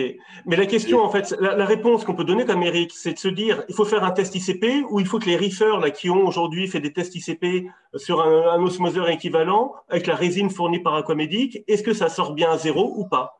Si ça sort pas à 0, Et moi, pour info, j'avais fait un test ATI, un ICP ATI où ils testent l'eau osmosée. Le seul point qui était problématique, c'est que j'avais un peu de silicate. C'est à tout. combien? Je me rappelle plus, mais c'était marginal, vraiment marginal. Si c'est marginal, voilà. Ok. Le reste, tout était à 0, et sauf les silicates, j'en avais un petit peu. Bon, et en résine, comme je l'ai dit précédemment, j'utilise la résine Aquamedic. Autrement, il y a une boîte italienne, je ne sais plus comment elle s'appelle, Fabien, peut-être que tu connais, qui fait une résine qui est pas mal du tout non plus, mais je me rappelle plus le nom. J'en ai encore un flacon, là, je vous montrerai peut-être tout à l'heure, mais bon, voilà. Ok. Alors ensuite, un truc un petit peu sur comment optimiser une installation d'osmose inverse. Première chose, attendez, tac, voilà. Première chose, on a l'eau, on a un superbe robinet magnifique hein, qui amène une eau bien pourrie de l'eau de robinet. Concrètement, la première chose qu'il faut avoir, c'est de s'assurer que la pression sur son osmoseur est suffisante. C'est-à-dire que j'ai contacté le groupe Optima qui me disait que eux vraiment ils considéraient que l'eau était de meilleure qualité quand la pression d'entrée était entre 5 et 6 bars. Donc en fonction de la pression que vous avez chez vous, si vous êtes en dessous, eh ben, vous pouvez installer également une pompe booster. La seule chose, c'est que la pompe booster, alors j'en ai jamais eu, moi, ma pression est suffisante, mais d'après ce que j'ai pu comprendre, ça peut rajouter 3, 4 bars. Donc, si vous partez déjà, on va dire, peut-être à 3 ou 4 bars initiales, vous rajoutez 3, 4 bars, ça peut monter à 8 bars, ça peut faire beaucoup. Tu fais Dans 20 ce litres en cas-là, combien de temps, Xavier? pardon? Tu fais 20 litres en combien de temps? Une bonne heure. Une heure. J'ai un osmoseur 100 gallons. J'ai fait l'erreur de prendre un 100 gallons, on va en parler plus tard. Ouais, ça doit être une heure et demie peut-être. D'accord. Je- Parce que la pompe booster, je pense que ça augmente aussi le débit de sortie et c'est un C'est peu plus possible, rapide, hein. c'est possible. Mm. Par contre, donc, si la pression devient trop forte avec la pompe booster, le groupe Optima vend une vanne à débit réglable qu'on positionne en fait en sortie d'eau usée et qui permet en fait justement de réguler cette pression. Donc c'est une solution. Deuxième chose, alors là je fais un descriptif en fait d'installation de Yannick. Hein. 3 préfiltres utilisés. La particularité dans son installation, c'est qu'il met le filtre charbon non pas en dernier, mais entre le filtre 5 microns et le filtre 1 micron. L'idée qui est derrière, c'est de se dire que les impuretés du charbon qui pourraient peut-être en fait colmater ou avoir un effet néfaste sur la membrane, ben, le filtre 1 micron pourrait en fait retenir ces particules de charbon. Voilà. Donc, je n'ai pas de données pour avoir plus d'informations, dire quelle est l'efficacité ou pas. C'est un avis de Yannick qui me paraît judicieux. En tout cas, voilà, je tenais à le mettre. Par contre, ce qui est important, c'est les préfiltres, c'est les changer régulièrement. Alors, je crois que Yannick les change toutes les 2000 litres d'eau produite, ce qui veut dire chez lui à peu près tous les 6 mois. Moi, personnellement, qui ai un aquarium un petit peu plus petit que le sien, même presque 2 fois plus petit que le sien, je les change tous les ans. Voilà un exemple hein, de changement. Ça dépend de l'eau en entrée.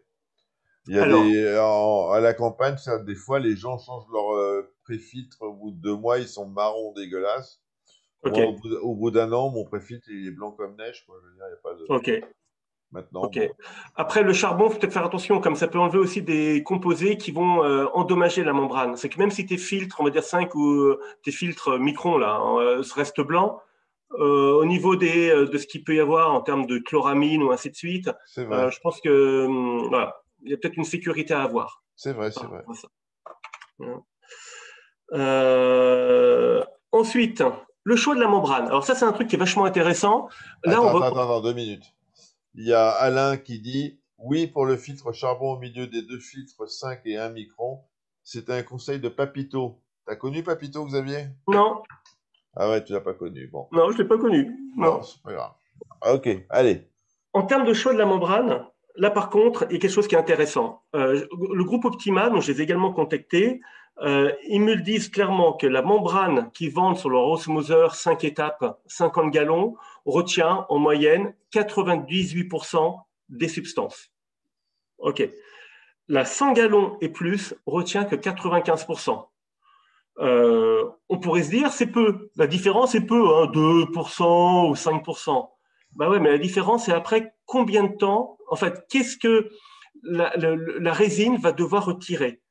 Concrètement, une résine va devoir retirer 2 fois plus de substances quand on utilise une membrane alors vendue par Optima. Je ne peux pas dire que c'est pareil pour les autres osmoseurs, mais 2 fois plus donc pour une membrane Optima 100 gallons et plus versus 50 gallons. Ce qui veut dire que concrètement, à même volume de résine, la durée de la résine sera 2 fois plus longue en fait avec un osmoseur 50 gallons qu'avec un osmoseur 100 gallons. Donc, si vous voulez économiser sur la résine, et si votre bac est d'un volume raisonnable et qu'un osmoseur 50 gallons est suffisant, clairement, moi, le conseil qu'on peut donner, c'est partez sur un osmoseur 50 gallons. 50 gallons, ça veut dire que vous faites à peu près 200-250 litres par jour. Ouais, c'est même pas 200 litres. 50 gallons, je crois que c'est 180 litres. Un gallon, c'est pas 4 litres et quelques? C'est 3,8 de tête. Ah, d'accord, pardon. De tête. Et clairement, d'ailleurs, cette valeur-là qui a été donnée donc, par Optima, hein, donc oralement, Yannick me disait que lui, en fait, en sortie de membrane, quand il mesure au TDS mètre, il a 4 ppm. On habite tous les deux en région parisienne. On a on va dire une eau un petit peu d'entrée qui est à peu près équivalente. On doit tourner aux alentours de 280 à 300 dans notre conduite, 280 à 300 ppm. Hein. Moi, clairement, après la membrane, je suis à 8, alors que Yannick est qu'à 4. Donc, malgré tout, on voit bien quand même que les dires là d'Optima, ben, on les retrouve clairement dans les chiffres, même au TDS mètre. Ouais, Donc, Yannick, clairement, il dit 190 litres par jour, ouais. voilà, ce qui est 190. Il est parti, Fabien, tiens. Ah, zut. Donc, voilà, un conseil Ah, pour économiser, vous allez économiser en résine. Ouais, ouais. ok. Allô?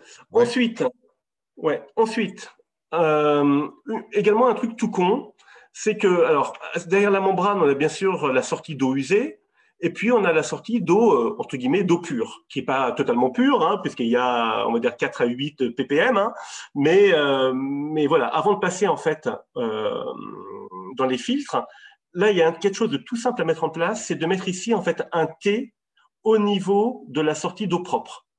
Pourquoi? Parce qu'en fait, à chaque fois qu'on met en route un osmoseur, les premiers litres, en fait, eh ben, les valeurs en ppm sont super élevées. Moi, j'ai encore fait le test là, il y a quelques jours. Je dois être au TDS mètre en moyenne pendant 2 minutes aux alentours de 100 ppm. 100 ppm sur un volume, alors j'ai calculé qu'en 2 minutes à peu près, je crois que j'ai 0,27 litres d'eau pure produite, avec une valeur qui est 12 fois supérieure en moyenne à ce que j'ai quand je produis de l'osmosée. Concrètement, ça veut dire que ça me génère 3 litres d'eau, on va dire pourrie, que je ne vais pas utiliser, qui vont passer par les résines. 3 litres quand j'ai ma réserve d'eau qui fait 30 litres, ça veut dire 10%.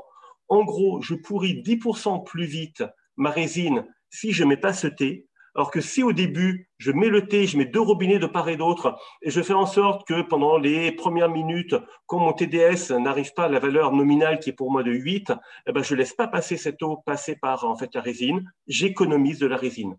Alors, j'économise pas autant qu'avec une membrane, on va dire, de 50 gallons, mais malgré tout, si je fais ça, je gagne 10% de durée de résine en plus. Bon, Ouais. Sur l'Aquamedic Platinum Line,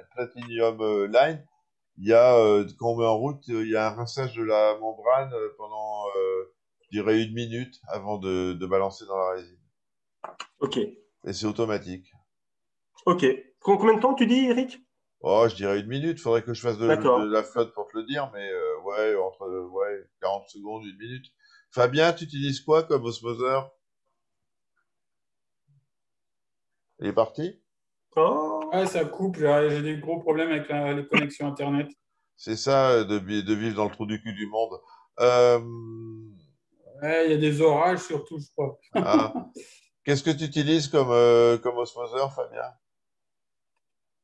Moi, j'ai un 500 GPD avec, avec un de rejet, un pour un. Et, D'accord. mais ça, et j'ai quoi? J'ai une cartouche de MB20 de chez Aquafer après. ok. Tu es aussi sur la terre. Et voilà, c'est reparti. Non, Non, non, t'es on là, t'entend t'es là, là. on t'entend, on t'entend, Non? Ah, on On t'entend. t'entend. voilà, ça. Ouais, non, j'ai un osmoseur à 5 cartouches avec une pompe booster et une, une membrane bon, assez importante hein, qui fait, ouais, il me fait à peu près 200 litres en 3 heures. Ah oui, d'accord. Ok. Un truc de pro, quoi. Bah, il est parti. Ok. Bon, et puis donc le dernier point, évidemment, qu'on va pas revenir dessus, hein, c'est vraiment utiliser une résine ou MB20, la vraie MB20 ou la vraie MB400, hein, donc des marques Purolite ou Amberlight, donc de qualité, qui sont notamment commercialisées par Neo3+, Poisson d'Or, Aquafer, certainement d'autres, peut-être Fonamarin également, je ne sais pas. Enfin voilà. Et avec ça, normalement, vous avez en fait une eau osmosée qui est super pure.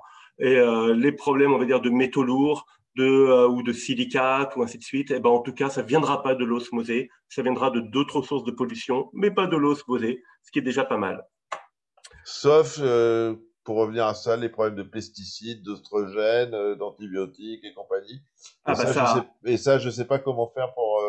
Je me demande si des fois, il ne faudrait pas doubler la cartouche de charbon aussi. Alors, je crois que les Américains qui sont encore plus, en fait, ont encore plus de problèmes, notamment par rapport aux chloramines. Je crois qu'ils utilisent souvent des cartouches de résine spécifiques, complémentaires.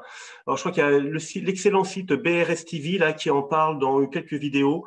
Enfin, effectivement, ils sont quand même confrontés à plus de problèmes que nous a priori au niveau de l'eau. Également du lithium à gogo chez eux a priori. Mhm. Bon, voilà. Là, il y a Alexandre qui dit sans oublier de stocker les eaux dans des bidons de qualité alimentaire, Ok. évidemment.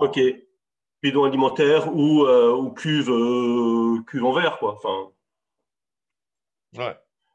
Ouais. Je suis épaté par ce que tu nous as préparé, Xavier, franchement. Hein. bah écoute, voilà. L'idée, c'est d'aider un petit peu les personnes qui débutent, partir sur des bonnes bases, et avec des choses un peu simples, des recettes faciles, quoi, à Mm. suivre. Voilà. Est-ce que tu penses qu'il faut brasser l'eau osmosée? J'en sais rien. Personnellement, je l'ai jamais fait Moi non et j'ai plus. aucune idée.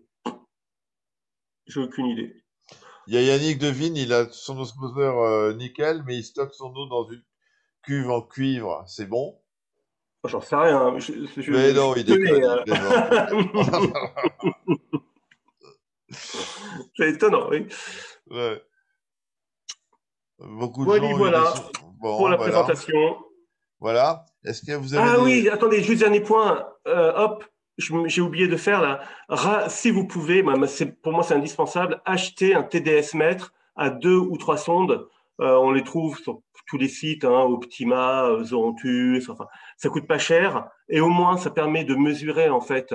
Après, ah oui, ça permet de mesurer, on va dire, la sortie d'eau après la membrane et aussi après la première cartouche de résine. Parce que l'idée que j'ai oublié de mentionner, c'est que dès que votre valeur devient pas nulle après la première résine, eh ben, il est temps de changer en fait la résine. Et l'idée, c'est ce que fait Yannick, et moi je fais exactement la même chose. Ma cartouche numéro 2, on va dire qu'il y a une cartouche uniquement de sécurité, je la positionne en 1 et je mets de la résine neuve dans la cartouche 1 que je positionne en 2.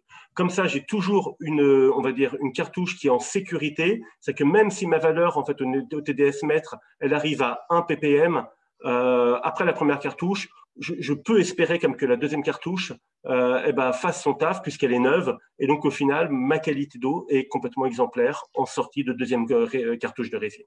Exactement. Voilà. Petit point pour les gens qui ont l'Aquamedic Platinum Line. Le TDS mètre qui est installé d'origine sur le truc n'a pas la même unité que les TDS mètres qu'on trouve chez Neo, chez Neo 3 Plus ou sur Amazon, comme a montré Xavier, mais il mesure 10 fois plus. C'est-à-dire quand vous avez un au TDS mètre de l'Aquamedic, vous avez 10 ppm en réalité. Ah ouais. Hmm. Ah, c'est bon à savoir. 10, ça, c'est dire mon eau de mauvaise qualité quand même. Hein. Voilà. Bon, moi, je pense que Mm. raisonnablement, on peut. C'est pas non plus suicidaire d'être à 1 ou 2 ppm, c'est pas non plus la mort. Hein. Mais Non. il faut mieux être à 0. Après, Autrement, Eric, 1 ouais, ou 2 ppm, quand tu vois après résine de mauvaise qualité comme ce qu'il y avait au final dans les tests ICP, alors que le TDS ouais, marquait 0, j'ose même pas imaginer ce qu'il y avait quand tu es déjà à 1 ppm quand même. Hein. c'est pas faux. C'est pas faux. Un autre point pour mesurer la qualité de l'eau osmosée, c'est un KH à 0. Bon, enfin, ça, vous le savez. Enfin, voilà, quoi. Hein. La qualité au niveau KH, bon, ça va. Voilà. Ouais, enfin, ça doit vraiment être à 0, hein, parce que si tu es Ah, au-delà de 0, c'est qu'il y a vraiment un souci. Hein. exactement. Le 0, c'est TDS mètre, quand 0. même, est plus fin, je pense, que le KH mètre. Ouais, mais encore, quand tu es à 0 TDS mètre, tu peux avoir aussi des. Comme tu l'as montré tout à l'heure, hein, tu peux avoir des soucis aussi. Oui, oui. Bon, ben voilà. Bon, Écoute, Fabien a hein, vraiment des problèmes de connexion, a priori, c'est vraiment dommage. ouais, Fabien avait des problèmes. Quelle heure il est? Je sais même pas. Ah, ben 22h35, dis donc, ça fait 1h30. C'est. Est-ce que vous avez des questions? Tu vois des questions, toi, Xav? Non, a priori non. Est-ce que vous avez des questions? Allô, allô? Bon, bah, s'il n'y a plus de questions, le premier épisode des Papis du Rif, ou du Les papilles Récif, du Rif. les Papis du Rif, ou les Papis font du Rif, va se terminer. Ah, tiens, il est là, Fabien. Admettre. Tac. Donc, la vidéo sera disponible sur YouTube. Salut Fabien, te revoilà. La vidéo sera disponible sur YouTube. Donc, si vous regardez la vidéo sur YouTube, n'oubliez pas de mettre des petites cloches et des petites conneries. Là, je me mets à faire comme les autres, hein. Et, et puis voilà. Et pour terminer, ben, je vais vous remontrer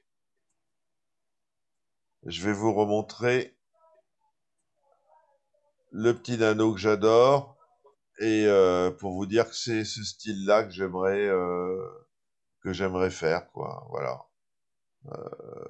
Tu l'as le nano, Ouais, ouais, c'est Xavier. bon. C'est bon. Voilà. Ça, c'est un petit nano, 43 litres, tout mignon, tout plein, plein de vie. Voilà. On n'est pas obligé d'avoir des gros volumes, mais enfin, faut déjà être des récifalistes très confirmés pour arriver à ce résultat. Donc, faites ce que vous voulez, mais ne faites pas de conneries. Bonne qualité d'eau osmosée. Volume choisi en fonction de votre budget. Parce que je peux vous dire que c'est quand on arrête qu'on se rend compte du pognon qu'on a pu dépenser. T'as dépensé combien en euros, Eric? Hop, si je multiplie le chiffre ce que j'ai retiré de la vente de mes coraux par le nombre d'années de bac, je pense que j'aurais pu faire plusieurs fois le tour du monde, hein. Mais, mais bon, C'est un truc de passionné, hein. le mec qui joue Ouais, au golf, il paye ses greenfields, le mec qui fait de l'avion, ben, il paye son avion. Voilà, bon, c'est un truc de c'est ça. passionné. Voilà, donc bon, faut pas compter et faut pas mettre en péril votre ménage C'est ça. pour un aquarium. Bon riff, bonne soirée tout le monde et la vidéo sera sur YouTube. Xavier, tu viens quand tu veux déjeuner pour préparer les Comme d'hab. prochains épisodes avec On grand se retrouve à plaisir. Maison Alfort, comme d'hab. Exactement. Quand il fait beau, là, on peut bouffer en terrasse maintenant. Les amis, je vous souhaite une bonne soirée. À bientôt pour un nouvel épisode. La bise à tout le monde. Ciao, ciao, Bye ciao, bye. ciao. Salut Salut, les sœurs. salut Fabien. T'es là, Fabien? Il est Bon, là? dommage. Il n'est pas là, Fabien? Ciao, ciao. Xavier, merci. Tant Salut, pis. ciao. À À bientôt. bientôt. Ciao. Salut.